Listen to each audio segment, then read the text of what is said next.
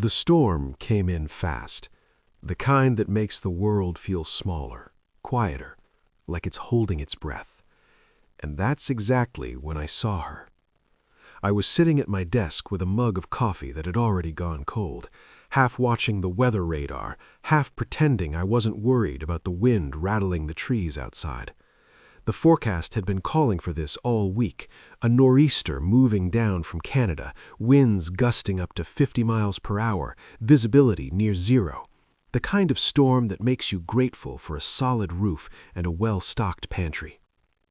When one of my security screens flickered and highlighted movement near the edge of my property, at first I thought it was a deer.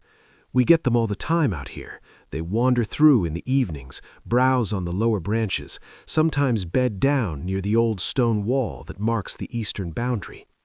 But then the light moved again, slow, deliberate, sweeping left to right.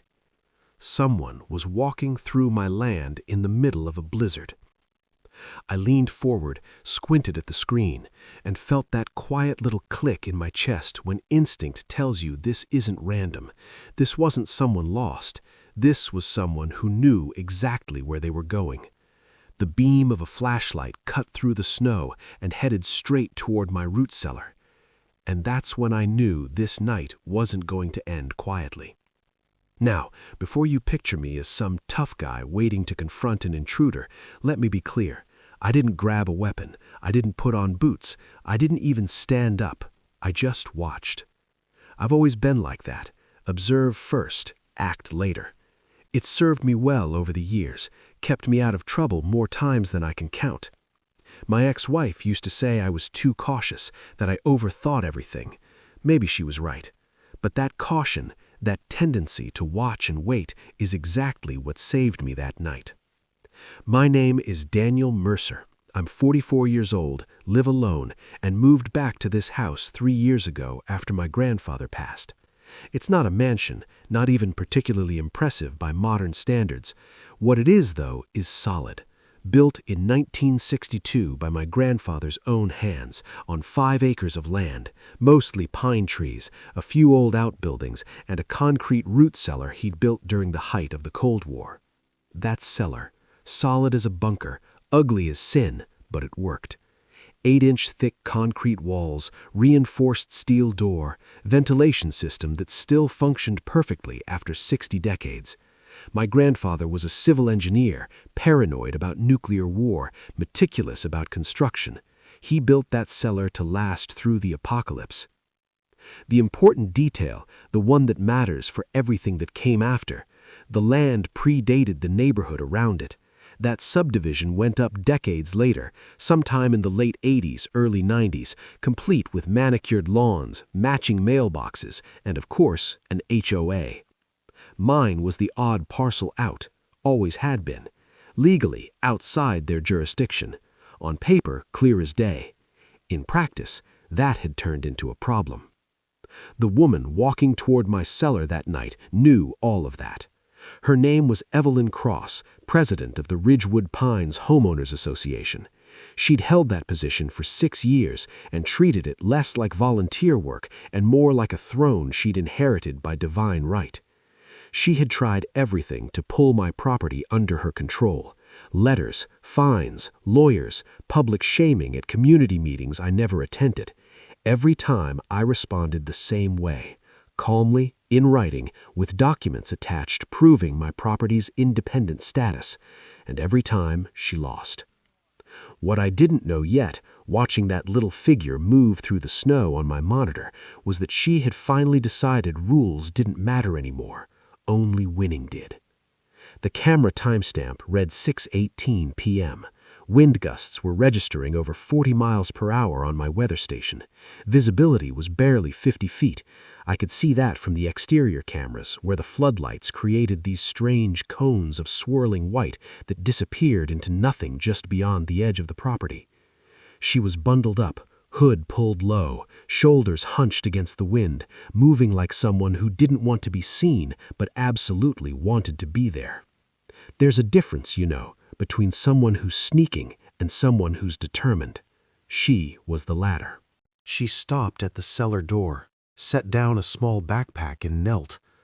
I felt a strange kind of calm wash over me, because this was exactly why I'd installed the cameras 8 months earlier. Let me take you back to that moment, because it matters. It was a Saturday in late April. I was in the yard clearing some deadfall from the winter when I heard footsteps on the gravel drive. I turned to see Evelyn Cross walking up with a clipboard and a smile that felt rehearsed. "Daniel," she said brightly, extending a hand I didn't take because mine were covered in sap and dirt. "I wanted to personally congratulate you on inheriting this beautiful property." I thanked her, waited. When someone shows up unannounced with a clipboard, there's always more. She handed me a printed list. "Just a few items we need to address to bring the property into compliance with community standards." I read it twice while she stood there, nodding like she was doing me a favor. Paint color. Apparently my weathered gray siding was visually discordant. Fence height. The split-rail fence my grandfather built was 3 inches too tall, according to guidelines I'd never agreed to. Mailbox style. Mine was a vintage rural box on a wooden post instead of the black aluminum boxes everyone else had. Trash bin placement. Mine sat beside the garage instead of hidden behind an approved screen. 14 violations total, each one with a citation number, a correction deadline, and a fine schedule. When I explained, politely, that my land wasn't under HOA authority, her smile slipped, just for half a second, just long enough for me to notice the mask crack. "I think you'll find," she said, voice suddenly cooler, "that the community expects cooperation from all residents." "I'm not a resident of your community. I'm a neighbor to it, legally distinct." 2 weeks later, a law firm letter arrived. That was the moment I stopped assuming good faith. The letter claimed that because my property was geographically surrounded by HOA jurisdiction and because I utilized shared roadway access maintained by HOA fees, I was subject to covenant enforcement. It was creative lawyering, completely wrong, but creative. I responded through my own attorney, provided the original deed, the survey maps, the county records showing my grandfather's property existed 40 years before the HOA was even conceived. The law firm went quiet after that. But Evelyn didn't. Over the following months, she tried different angles. She showed up at a county planning meeting to oppose a shed permit I'd filed, denied because she had no standing. She posted on the neighborhood Facebook group about certain properties that refused to maintain community standards, got reprimanded by the moderators. She even sent her husband over once to informally discuss the situation. He apologized within 5 minutes and never came back. Each time I documented everything, saved emails, recorded conversations where legally permitted, took photographs, not out of paranoia, out of pattern recognition. Which brings us back to that night, back to the monitor showing Evelyn Cross kneeling outside my root cellar in a blizzard, working the old mechanical lock on the outer door. That lock hadn't been functional in years, mostly decorative. My grandfather liked things to look original even when they'd been upgraded. She must have known it wouldn't take much. I watched metal give way. The door opened. She picked up her backpack and stepped inside. And then she pulled the door shut behind her. I actually laughed, quietly, into my cold coffee, because that outer door had a self-locking bolt, always had. Close it from the inside and it engaged automatically, one of my grandfather's security features from the Cold War era. Shelter first, security second. Evelyn Cross had just locked herself inside a concrete box with only one way out. And that way out was an electronic door she didn't have the code for. Let me explain the layout, because it matters for understanding what happened next. The root cellar has 2 entrances, both on the north side where the ground slopes. The outer door, the one she just locked herself behind, opens into a narrow corridor about 12 feet long. Concrete walls, low ceiling, a ventilation grate near the top that my grandfather installed for air circulation. At the far end of that corridor sits the inner door, steel-reinforced, electronic keypad lock I'd installed 2 years after the original mechanical lock finally gave out. That door opens into the main cellar, about 20 by 30 feet, shelving along the walls, still used for storing root vegetables, canned goods, and emergency supplies. 2 cameras covered the space, one in the corridor, one inside the main room. Motion-activated, night vision capable, feeding directly to the security system in my office. I didn't move right away. I just watched the camera inside the corridor come online, night vision kicking in. Grainy, green-tinted footage of her standing there, flashlight beam bouncing off that steel door at the far end. She hadn't realized it yet. She walked up to the keypad, frowned, tried the handle. Nothing. Tried again, pulling harder. Still nothing. I opened the lock app on my phone. Everything was normal. Locked, battery healthy, access logs empty. For now. I could have unlocked it right then, could have ended the whole thing before it escalated, but something inside me said wait. Not out of spite, out of clarity. Because for 8 months, Evelyn Cross had accused me of being the problem, of hiding something, of refusing to cooperate. She told people I was dangerous to property values, that I was selfish, that I thought I was above the rules. And now, here she was, committing breaking and entering to prove she was right. I leaned back in my chair, set the phone down, and let the cameras roll. Outside, the storm howled louder. Inside the cellar, Evelyn stood trapped between 2 doors, still confident enough to think this was just a minor obstacle. She had no idea yet that her authority had finally run out. For a minute or two, she just stood there, staring at the keypad like it had personally offended her, tapping it once with a gloved finger, then again harder, as if pressure alone might convince electronics to change their mind. From my office, 40 yards away, I watched it all in silence, the low hum of my computer fans mixing with the wind outside, the house creaking the way old houses do when weather turns mean. 2 cameras covered the space, one in the corridor, one inside the main room. Motion-activated, night vision capable, feeding directly to the security system in my office. She tried the most obvious code first. 4 digits. I got the notification instantly. Failed attempt, 6:31 p.m. Then another, and another. The app logged every single one. Neat little timestamps lining up like receipts. She didn't know she was generating evidence.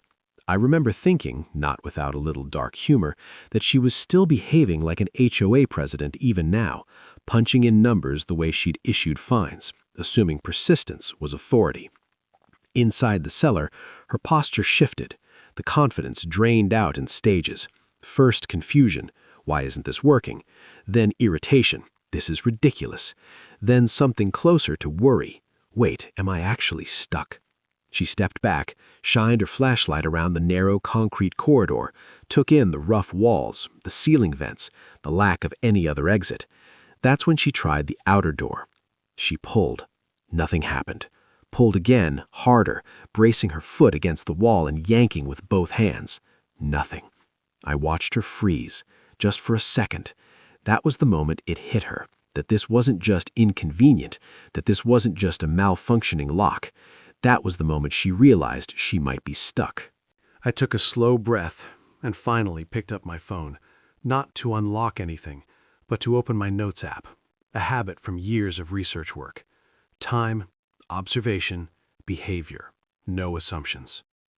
6:29 p.m. Subject attempts to exit through outer door, unsuccessful. Appears to realize situation. No signs of panic yet. I didn't feel excited or angry. Mostly I felt tired. 8 months of emails, letters, meetings, online posts where she'd implied I was some kind of problem neighbor, some kind of threat, all of it leading here. She sat down on the concrete step between the doors, backpack at her feet, flashlight resting on her knee.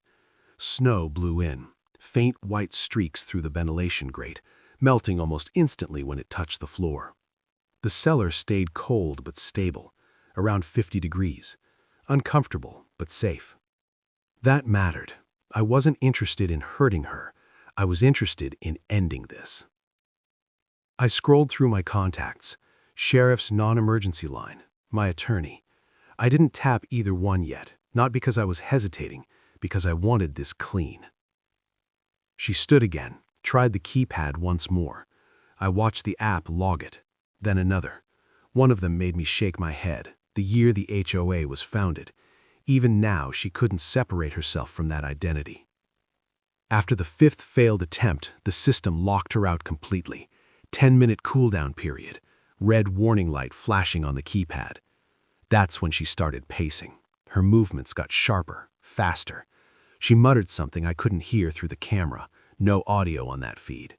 Banged once on the inner door with her fist, then immediately stopped, probably realizing how useless that was. I decided it was time.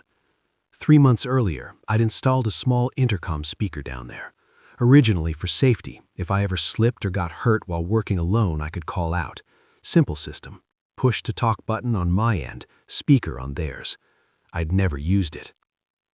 I unmuted the microphone. "Evelyn?" I said.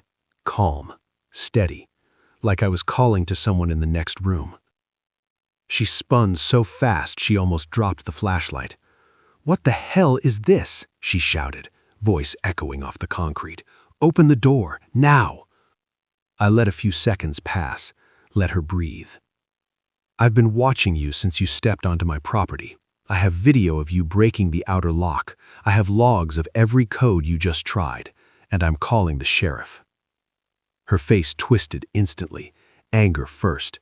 "This is entrapment," she snapped. "You set this up. This is illegal. You can't keep me in here." I didn't raise my voice, didn't argue. "You walked onto private land during a blizzard. You forced a lock. You closed a self-locking door behind you. I didn't put you anywhere." Silence stretched between us. Then a different tone emerged from the speaker. "Daniel?" Softer now, measured, reasonable. "Let's not do this. We can handle this privately. You open the door, we talk, we forget this happened. No need to involve anyone else." There it was, the same pivot she'd used every time someone pushed back. Threats until they didn't work, then reasonableness.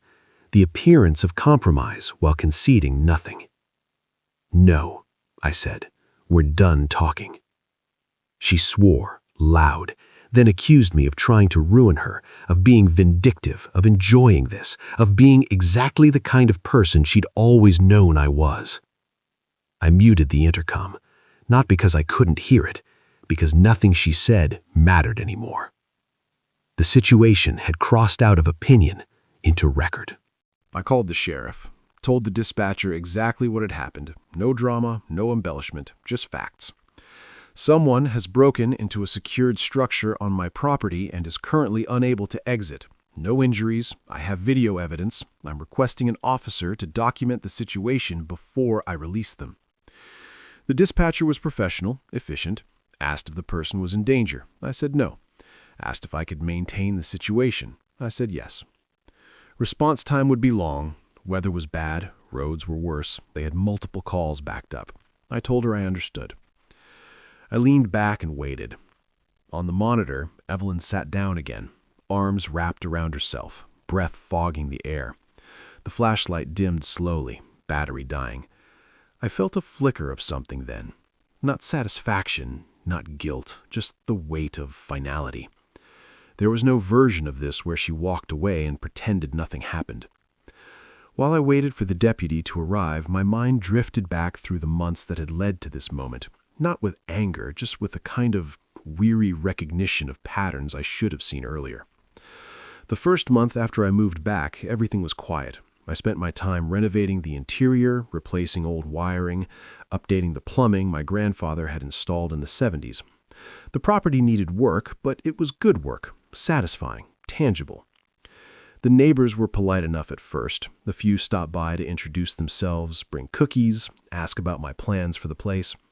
I got the sense they were relieved someone was living here again. The house had sat empty for almost a year after my grandfather passed, and empty houses make people nervous. But there was always this underlying current of expectation, like they were waiting for me to announce I'd be joining the HOA, conforming to the neighborhood aesthetic, becoming one of them. When I didn't, things shifted. It started small.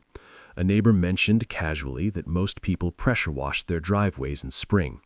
Another asked if I'd considered replacing my old pickup truck with something more neighborhood appropriate. Someone left a flyer in my mailbox about a community paint day, approved colors only. I ignored most of it, smiled, nodded, went about my business. Then Evelyn showed up. That first meeting, the one with the clipboard and the violations list, I actually gave her the benefit of the doubt. I thought maybe she genuinely didn't understand the legal situation.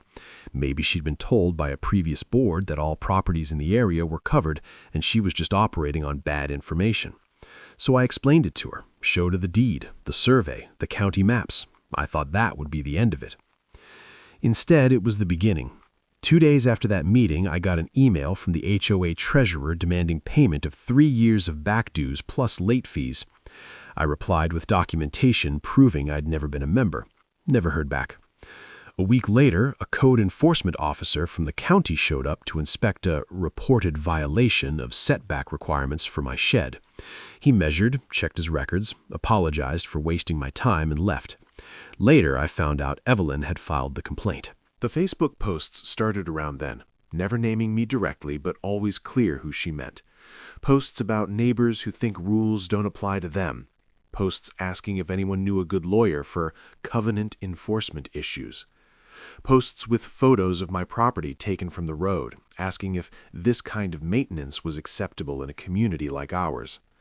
Some people pushed back in the comments. Most stayed silent. A few piled on. I tried to understand it from her perspective.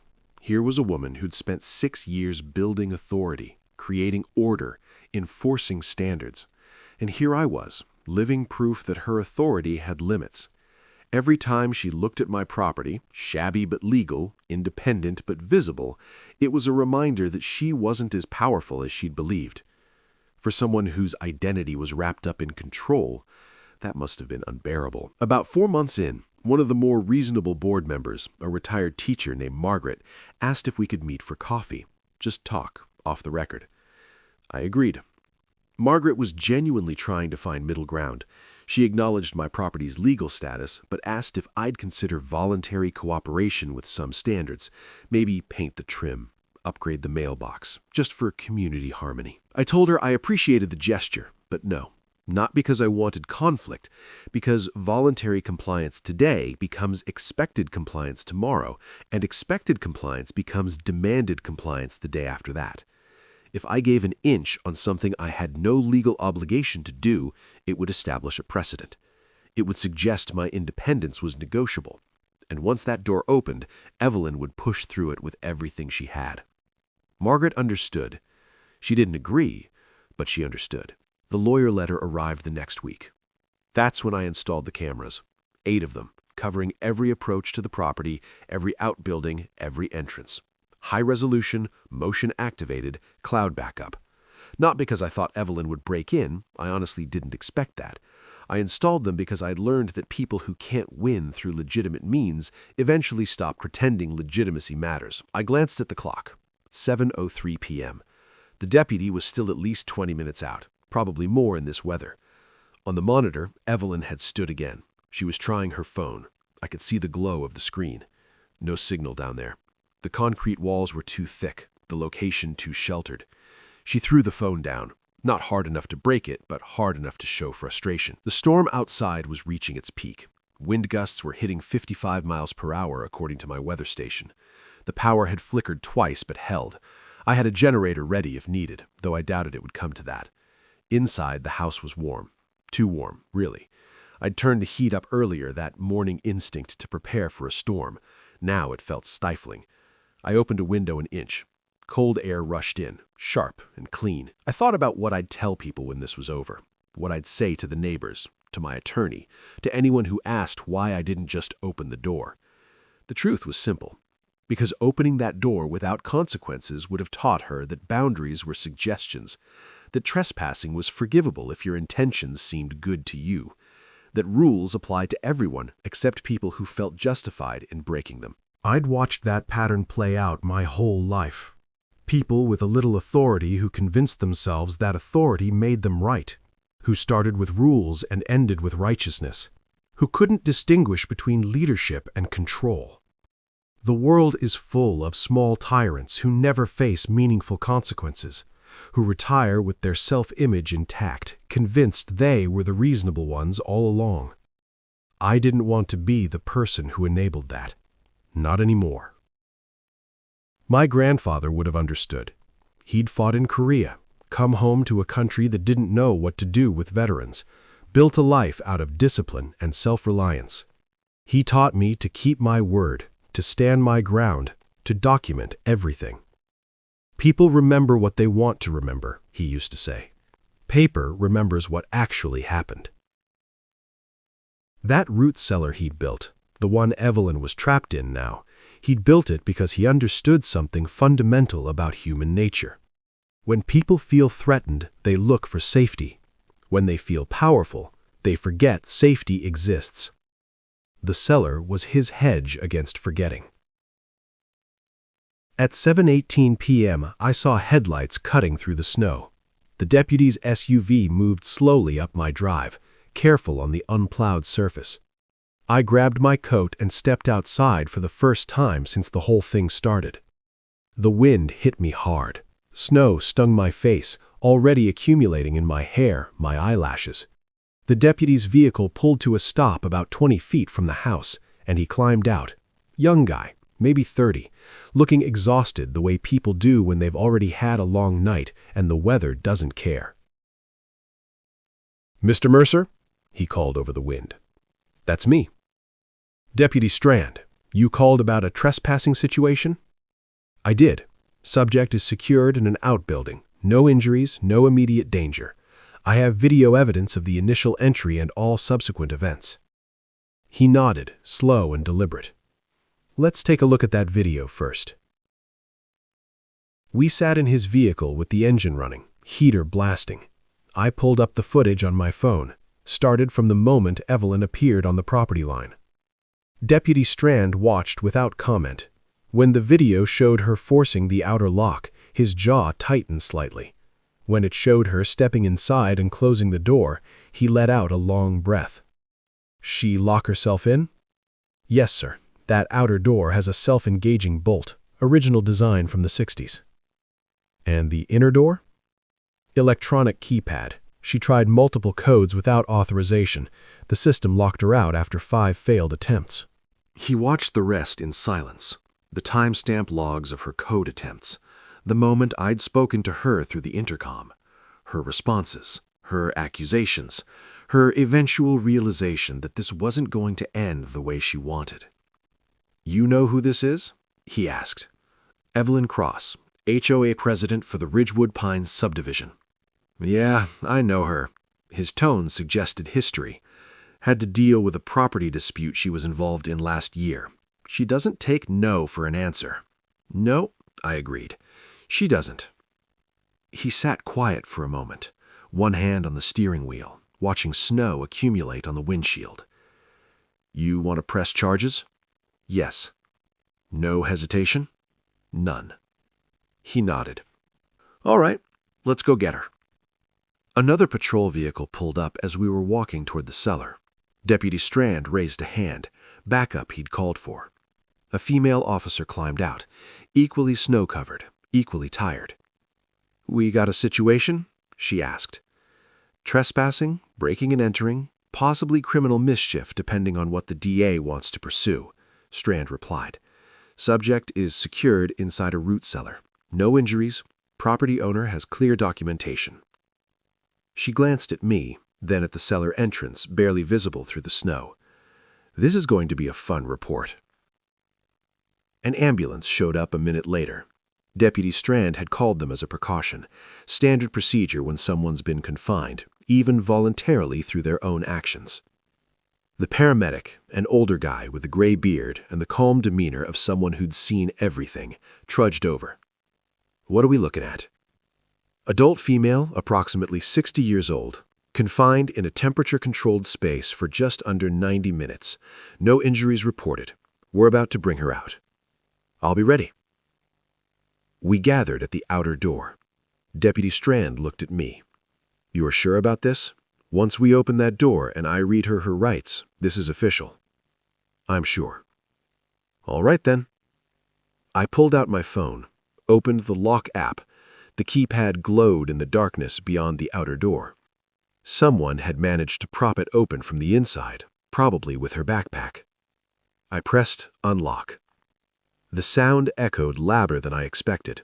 Metal clicking back into place, servos engaging, a clean, final noise. The inner door swung open.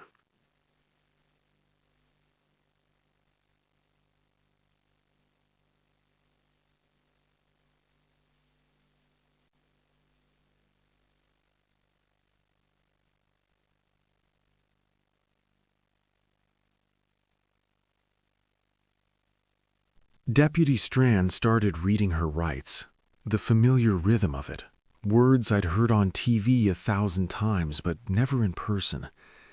Evelyn's face went through stages: denial, anger, calculation, resignation. When he finished, he asked if she understood.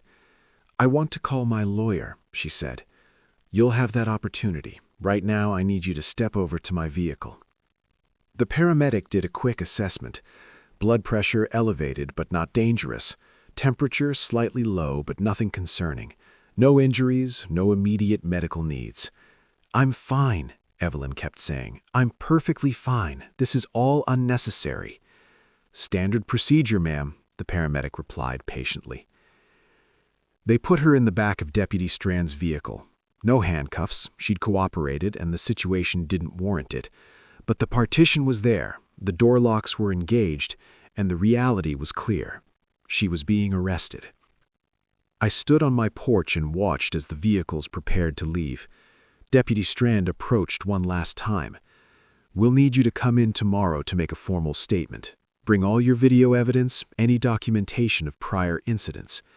I have everything ready." "I bet you do," he almost smiled. "You did this by the book, Mr. Mercer. That matters." The patrol cars pulled away slowly, tires crunching through fresh snow, red and blue lights dissolving into the white curtain of storm. As they disappeared down the drive, Evelyn turned once in the back seat and stared at me through the window, eyes burning with something between rage and shock, and a dawning understanding that this was real, that consequences had finally caught up. I didn't smile, didn't wave, didn't show anything. I just watched. Because this wasn't victory. This was consequence, and it was only the beginning. When they were gone, the property felt impossibly quiet, like the land itself was exhaling after holding tension for months. I stood there for a long minute, hands in my coat pockets, breath drifting up into the dark, listening to nothing but wind through the trees and the low hum of my house behind me. 8 months of pressure, accusations, side-eyed looks from neighbors I barely knew, and it all ended in less than 3 hours. Not with shouting, not with fists, just paperwork, video files, and a deputy doing his job in the snow. Inside, the house felt warmer than usual, too warm. Adrenaline will do that, makes everything feel heightened, intense, slightly unreal. I sat back down at my desk. The monitors were still running, showing empty camera feeds. The cellar entrance, the driveway, the property line, all quiet now. I watched them for a while, then finally shut the monitors off. For the first time in a long while, there was nothing to watch for. Sleep didn't come easy. It rarely does after something like that. My mind kept replaying small details, her flashlight clattering to the floor when I spoke through the intercom, the click of the lock disengaging, the look on her face when she saw the deputies waiting, the way the patrol car lights reflected off the snow. Not triumph, not satisfaction, just the kind of hollow recognition that something had fundamentally changed. I made fresh coffee around midnight, stood at the kitchen window watching the storm finally break apart, clouds thinning to reveal patches of stars. The weather service had been right. Fast-moving system, intense but brief. By 2 a.m., the wind had dropped to almost nothing. By 3 a.m., the sky was clear. I finally went to bed around 4, slept for maybe 3 hours, woke to sunlight reflecting off 14 inches of fresh snow that lay clean and untouched across the property. Nature has a way of erasing the surface, even when the record underneath is permanent. My phone started buzzing before I'd finished my first cup of coffee. My attorney, exactly when I expected him to call. "Daniel, I heard." Word travels fast. In a county this size, when the HOA president gets arrested, it's probably all over Facebook already. He paused. "You did everything right. I reviewed the footage you sent. Clean documentation, clear violation, appropriate response. The DA won't struggle with this case." "What happens next?" "She'll be arraigned, probably this afternoon if the roads are clear. Given her standing in the community, she'll make bail immediately. Then it's a waiting game. Prosecutor reviews evidence, decides what charges to pursue, offers a plea, or goes to trial." "What do you think they'll offer?" "Breaking and entering, trespassing, maybe attempted burglary depending on how aggressive they want to be. First offense, community ties, no prior record, she'll get a plea deal. Probation, restitution, restraining order. Maybe community service if they want to make a point. No jail time? Unlikely, but that's not really the point, is it? The arrest is public record. Her position with the HOA is untenable now. The civil consequences will outlast the criminal ones." He was right. This wasn't about punishment. It was about establishing, once and for all, that boundaries existed and violations had consequences. He continued, "I'll need you to come in Monday. We'll prepare your statement, organize the evidence, make sure everything's airtight. But Daniel, you should prepare yourself. This is going to get uncomfortable before it gets better." "How so?" "You just took down the queen bee. The hive is going to react." He wasn't wrong. The first call came from a neighbor 3 houses down, woman named Patricia I'd spoken to maybe twice in 3 years. "I just wanted to say," she began, voice careful, "that I think what you did was completely justified. Evelyn has been out of control for years. Someone needed to stand up to her." I thanked her, kept it brief, didn't elaborate. The second call was different. "This is Tom Hendricks. I'm on the HOA board." Clipped tone, formal. "I wanted to inform you that the board is considering legal action regarding your refusal to comply with community standards. Last night's incident doesn't change your obligations." "Mr. Hendricks, my property has never been under HOA jurisdiction. That hasn't changed. If you pursue legal action, my attorney will respond appropriately. But I'd suggest you consult with your own lawyer first about the wisdom of that course." Silence. Then, "We'll be in touch." He hung up. The calls and messages kept coming throughout the day, some supportive, some cautious, some openly hostile. The neighborhood was splitting along predictable lines, those who'd chafed under Evelyn's authority and those who'd benefited from it. One woman told me, voice shaking slightly, that Evelyn had threatened to fine her $3,000 over a garden gnome. She'd removed it rather than fight. Another man said I'd destroyed property values by creating drama and instability. Everyone had an opinion. Everyone wanted me to know it. I stopped answering calls I didn't recognize, set up an auto response to emails. "Thank you for your message. I have no comment while the legal process is ongoing." Because here's what I'd learned. When you stand up to someone with power, everyone around you suddenly wants to tell you their story, their grievances, their fears, their opinions about what you should do next. They want you to be their champion, or their villain, or their cautionary tale. But I wasn't interested in any of those roles. I just wanted to live on my land in peace without someone else's authority structure imposed on it. That afternoon, someone knocked my mailbox over, drove right into it based on the tire tracks in the snow. The snap snapped clean, mailbox lying in the ditch. I photographed it from 6 angles, documented the tire impressions before they melted, filed a police report online. Then I went to the hardware store and bought a new mailbox post, 4-inch steel pipe this time, set in 2 feet of concrete. Let them try that again. 2 days later, a bag of trash showed up at the end of my driveway, household garbage, deliberately dumped on my property line where it was visible from the road. I photographed it, checked the contents for anything identifying, found a credit card statement with a name I didn't recognize, probably stolen from someone else's trash to obscure the source, reported it, disposed of it properly. Petty stuff, cowardly stuff. But I wasn't surprised. Power doesn't disappear quietly. It sulks. It lashes out where it can, through proxies, through anonymous gestures designed to harass without consequence. Monday morning, I drove into town to meet with my attorney. His office was in a converted Victorian house on Main Street, all hardwood floors and tall windows and bookshelves that looked like they'd been there since before I was born. He had everything laid out on his conference table, a printed timeline, evidence logs, still frames from the security footage, copies of all correspondence with Evelyn and the HOA dating back 8 months. "This is exemplary documentation," he said, reviewing it. "I've had clients who kept records, but this is something else. You could teach a class on this." "My grandfather was an engineer," I told him. "He taught me to write everything down, dates, times, exact words when possible. He said memory is fiction pretending to be fact." "Smart man. This documentation is going to make the criminal case airtight, but I want to talk about the civil implications." "Meaning?"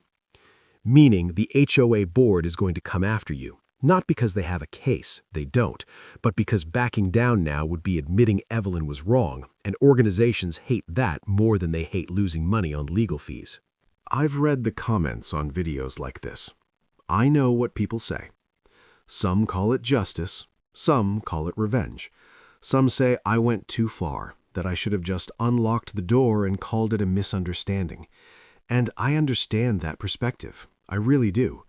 But a misunderstanding implies good faith on both sides. It implies that if we just communicated better, talked more clearly, found the right words, everything would have been fine. That wasn't what this was. This was someone with institutional authority attempting to impose that authority where it didn't legally apply. This was months of escalation that I'd met with nothing but calm documentation and appropriate boundaries. This was someone who, when words and legal channels and social pressure all failed, decided that physical violation was acceptable. That's not a misunderstanding. That's a choice. And choices have consequences. I didn't call the sheriff to punish Evelyn. I called because the situation required formal resolution, because without documentation, without official response, it would have happened again. Maybe to me, maybe to someone else with less ability to defend themselves. People with unchecked authority don't suddenly develop restraint. They escalate until someone forces them to stop. I was that someone, not because I wanted to be, because the situation required it. Life's quieter now. The garden is doing well. Tomatoes, beans, squash, all the things my grandfather used to grow. The root cellar stores them exactly as it was designed to. The neighborhood has settled into a new normal. Different board, different approach, different energy. I'm still not a member, still legally separate, still maintaining my property according to my standards, not theirs. But the difference is, no one's trying to force me anymore. Sometimes I see Evelyn at the grocery store or the post office. We don't speak, restraining order, but we acknowledge each other with small nods. Civil, distant, neither friendly nor hostile. I heard she volunteers at the library now, community service hours. Maybe it'll grow into something genuine. People can change when they're forced to sit with their mistakes. I hope so. Not for my sake, for hers. The lesson I took from all this isn't about property rights or HOAs or rural neighbors. It's simpler than that. Know your boundaries, defend them clearly, document violations, respond proportionally. And when someone has been told no repeatedly in multiple ways through multiple channels, and they still choose violation over respect, that's when documentation becomes evidence, when patience becomes preparation, when the quiet choice to stand firm becomes the loudest statement you can make. As grateful as I am that it ended the way it did, no one was hurt, the legal process worked, justice happened without drama, without violence, without unnecessary escalation. That's the best possible outcome for everyone involved. But I'm also aware it could have gone differently. If I hadn't installed cameras, if I hadn't documented everything, if I hadn't been willing to follow through. Boundaries only protect you if you're willing to enforce them. So I'll ask you one more time, because I genuinely want to know what you think. Was this justice, or did it go too far? Should I have opened that door the moment she knocked, written it off as poor judgment and bad weather, let the whole thing fade away? Or was letting the process unfold, cold, documented, official, the only way to establish once and for all that some lines can't be crossed without consequence? Tell me in the comments. I'll read them. I might not respond to all of them, but I'll read them. Because that's the thing about standing up for yourself. Everyone has an opinion about whether you did it right, whether you were too harsh or too soft, too careful or too reckless. But at the end of the day, you're the one who has to live with your choices. And I can live with mine. We spent 2 hours going through scenarios, demand letters, nuisance lawsuits, attempts to claim easements or rights of way, every trick in the book that a desperate organization might try. For each one, we documented the counter-strategy, the precedents, the relevant case law. By the time we finished, I had a 3-ring binder that could serve as a legal textbook on property rights. "One more thing," he said as I was leaving. "The restraining order hearing is Thursday. The DA is including it as a condition of Evelyn's plea agreement.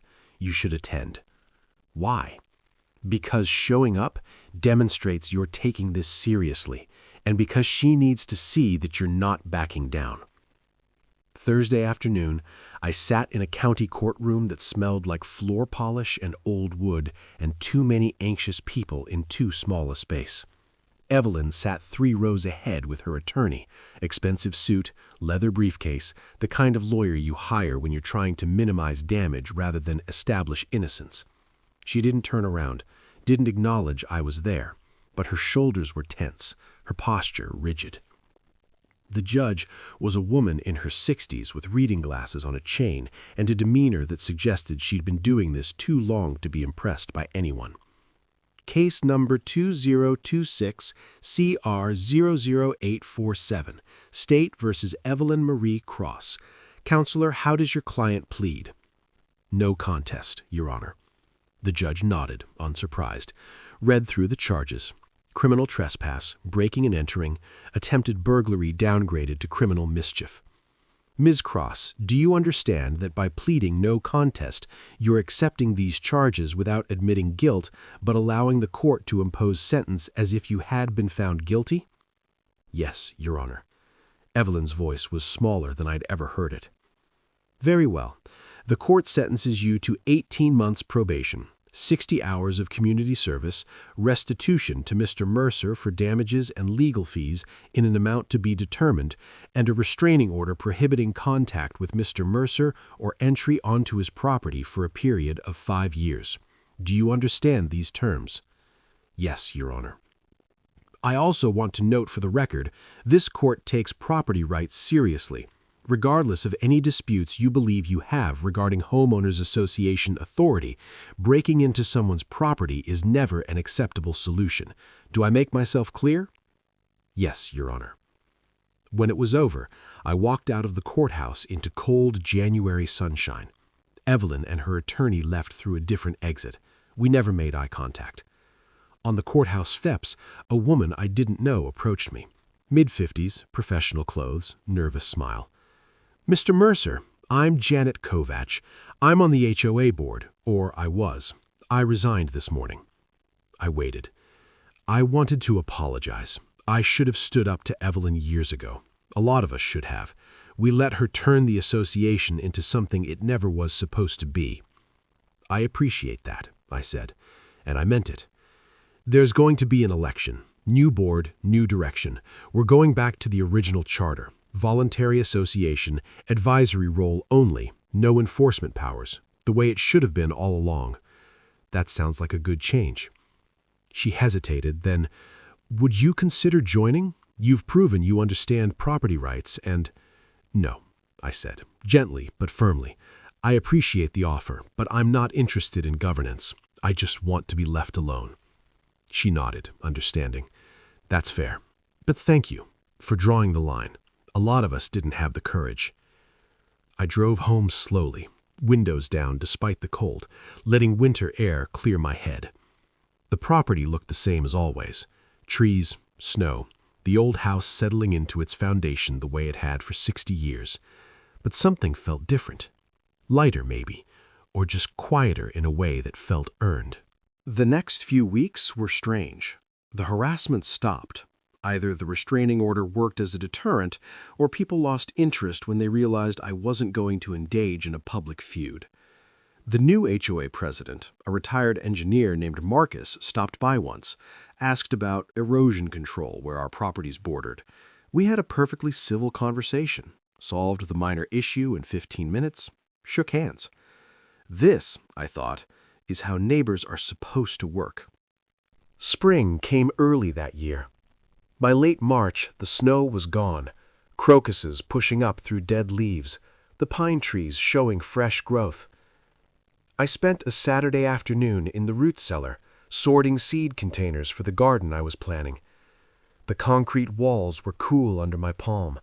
The new locks, I'd upgraded both doors, were solid and silent. The space felt like mine again. Not a stage for conflict, not a symbol of anything. Just a room doing its job. Sometimes I think about Evelyn. Not with anger, not with satisfaction, just with a kind of distant curiosity about how someone gets to that point, where their position becomes their identity, where authority becomes entitlement, where they can't distinguish between leadership and control. I think she genuinely believed she was doing the right thing, maintaining standards, protecting property values, serving her community. But somewhere along the way, she forgot that service requires consent, and authority requires legitimacy, and rules without agreement are just demands backed by force. I don't hate her. I don't wish her harm. I think she believed her position made her important, and when that belief cracked, she panicked. Some people double down when they should step back. Some people escalate when they should reflect. That's a human failing, not a unique one. But understanding someone's reasons doesn't mean accepting their actions. Empathy isn't the same as tolerance for violation. That night in the storm taught me something I didn't expect to learn so clearly. Patience isn't weakness. Documentation isn't paranoia. Standing your ground doesn't make you cruel. It just makes you prepared. And sometimes the kindest thing you can do for everyone involved is to let consequences happen naturally, without interference, without rescue, without compromise. Because when you protect people from the results of their choices, you don't teach them wisdom. You teach them that boundaries are negotiable and rules are optional, and someone will always step in to cushion the fall. Real accountability feels harsh sometimes. It's supposed to. That's how you know it's working. So here's what I want to know from you. If someone kept pushing your boundaries, not violently, not dramatically, but persistently, methodically, month after month, telling you they knew better, telling you to comply just to keep the peace, telling you that your resistance was the real problem, what would you do? Would you open the door and let it go? Prioritize short-term peace over long-term respect? Or would you do what I did? Trust the process, document everything, let consequences speak louder than anger ever could. Because here's the thing people don't always understand. Choosing peace isn't always peaceful. Sometimes what looks like compromise is just delayed conflict. Sometimes what feels like kindness is just enabling. I've read the comments on videos like this. I know what people say.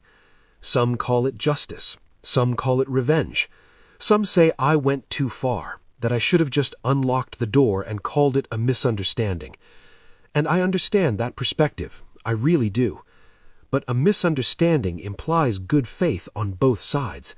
It implies that if we just communicated better, talked more clearly, found the right words, everything would have been fine. That wasn't what this was. This was someone with institutional authority, attempting to impose that authority where it didn't legally apply. This was months of escalation that I'd met with nothing but calm documentation and appropriate boundaries. This was someone who, when words and legal channels and social pressure all failed, decided that physical violation was acceptable. That's not a misunderstanding. That's a choice. And choices have consequences. I didn't call the sheriff to punish Evelyn. I called because the situation required formal resolution. Because without documentation, without official response, it would have happened again. Maybe to me, maybe to someone else with less ability to defend themselves. People with unchecked authority don't suddenly develop restraint. They escalate until someone forces them to stop. I was that someone. Not because I wanted to be, because the situation required it. Life's quieter now. The garden is doing well. Tomatoes, beans, squash, all the things my grandfather used to grow. The root cellar stores them exactly as it was designed to. The neighborhood has settled into a new normal. Different board, different approach, different energy. I'm still not a member, still legally separate, still maintaining my property according to my standards, not theirs. But the difference is, no one's trying to force me anymore. Sometimes I see Evelyn at the grocery store or the post office. We don't speak, restraining order, but we acknowledge each other with small nods, civil, distant, neither friendly nor hostile. I heard she volunteers at the library now, community service hours. Maybe it'll grow into something genuine. People can change when they're forced to sit with their mistakes. I hope so. Not for my sake, for hers. The lesson I took from all this isn't about property rights or HOAs or rural neighbors. It's simpler than that. Know your boundaries, defend them clearly, document violations, respond proportionally. And when someone has been told no repeatedly in multiple ways through multiple channels and they still choose violation over respect, that's when documentation becomes evidence, when patience becomes preparation, and the quiet choice to stand firm becomes the loudest statement you can make. I'm grateful it ended the way it did.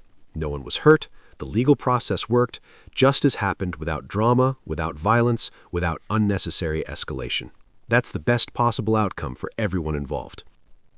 But I'm also aware it could have gone differently. If I hadn't installed cameras, if I hadn't documented everything, if I hadn't been willing to follow through. Boundaries only protect you if you're willing to enforce them. So I'll ask you one more time, because I genuinely want to know what you think. Was this justice, or did it go too far? Should I have opened that door the moment she knocked, written it off as poor judgment and bad weather, let the whole thing fade away? Or was letting the process unfold, cold, documented, official, the only way to establish once and for all that some lines can't be crossed without consequence? Tell me in the comments. I'll read them. I might not respond to all of them, but I'll read them. Because that's the thing about standing up for yourself. Everyone has an opinion about whether you did it right, whether you were too harsh or too soft, too careful or too reckless. But at the end of the day, you're the one who has to live with your choices. And I can live with mine. The storm came and went. The season changed. Life continued. And my property remains mine, bounded by law and respect and the quiet certainty that some lines, once drawn, are worth defending. Thanks for listening.